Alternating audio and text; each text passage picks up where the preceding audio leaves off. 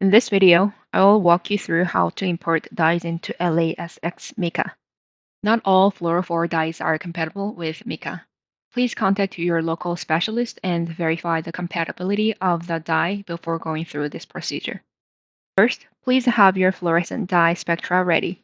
You can download it from FP database at www.fpbase.org. To download the spectra information, search for the dye, then select Download icon. It will download a CSV file.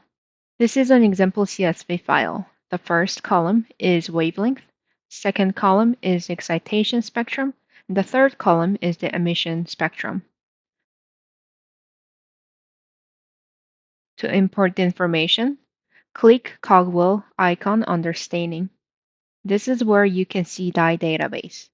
Select user header, right-click, and select New. A new spectrum entry is generated.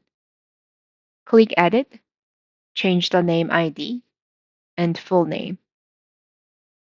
Click Import Graph Values. Click three dots from the source file, and then select the CSV file. Click OK. Set data values to 2, and select excitation.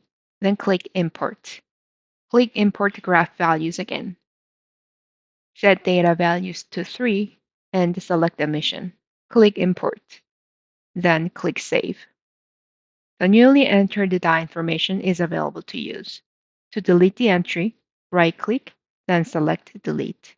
If you have any questions or want to learn more, please reach out to us via the link in the description or scan the QR code on your screen. Thank you.